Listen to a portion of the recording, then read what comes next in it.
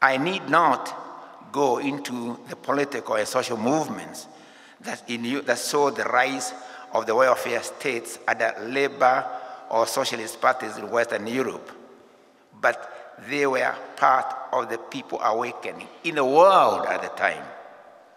And Africa was part of that turbulence, as it had been part of all the major wars, including the First and Second World War, because when people talk about those wars, they tend to forget that Africans fought in all the major theaters of those two wars, although not necessarily willingly.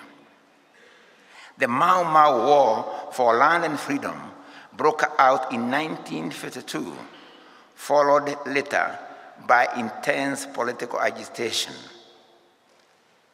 Again, Kenyans, please always just imagine the audacity, what it took for armed peasants and workers, the mention of which nowadays is dismissed by some intellectuals as Marxism, as if Marx created the peasants and workers in Africa, or somehow believed that they could take on the mighty British war machine that defeated Hitler.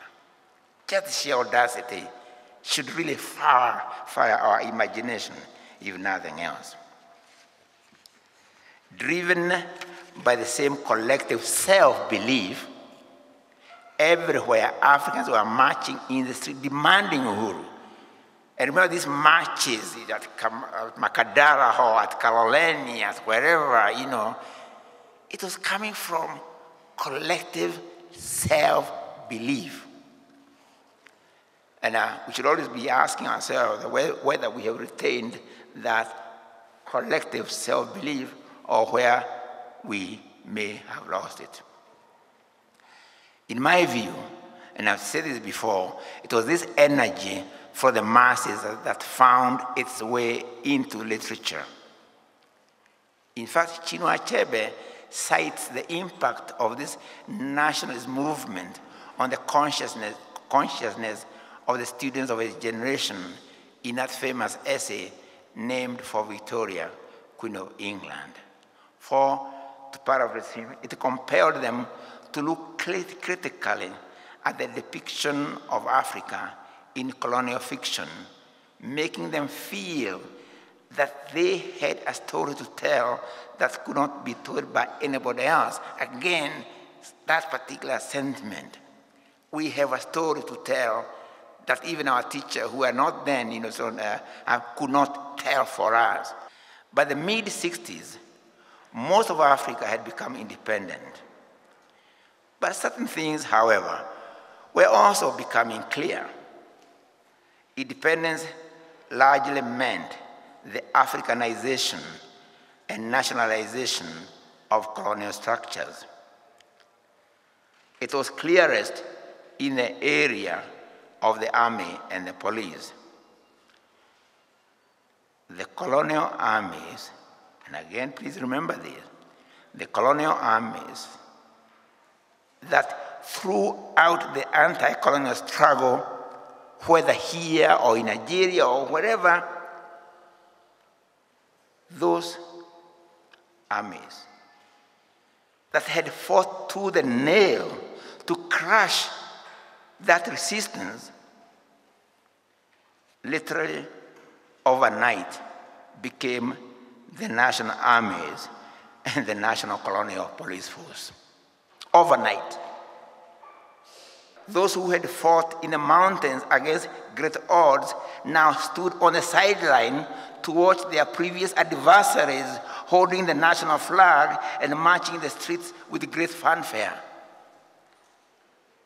A sports metaphor came to those singers who lamented that they won the march, but the cup of victory was given not to the victor, but to the vanquished. What does this mean?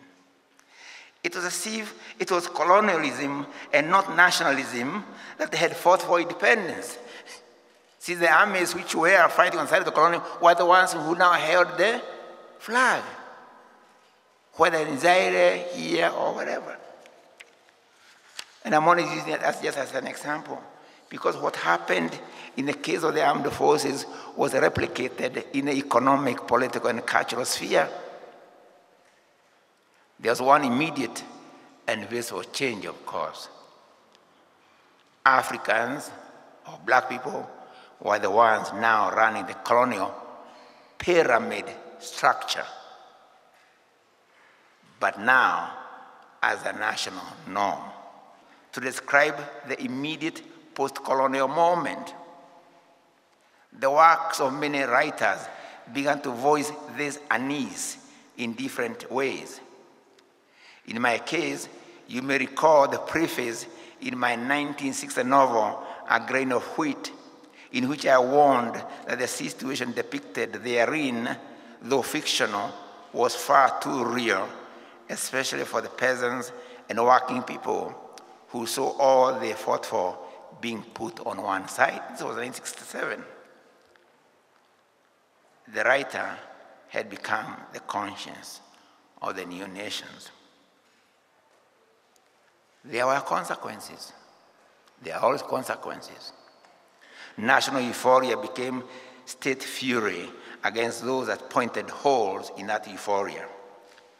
Writers in the newly independent countries paid a price, just like their South African counterparts, who had pointed out injustices of the apartheid system. Jail, exile, and even death became part of the African reality for artists and writers, as they have always been in many parts of the world.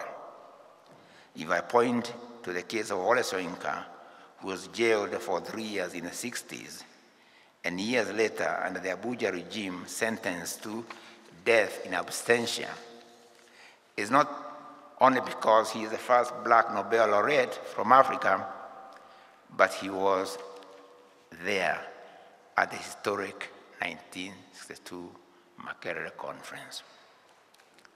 That's why, even if for their own interests, writers must continue being advocates for the expansion of the democratic space. For there cannot be, and there will never be democracy for writers where there's no democracy for all. And this reality, my friends, is not specific to any one generation or any one country or region. In a sense, there's no generations. Imprisonment, exile, and even death have been part of the occupational hazard of workers in ideas, those we call intellectuals.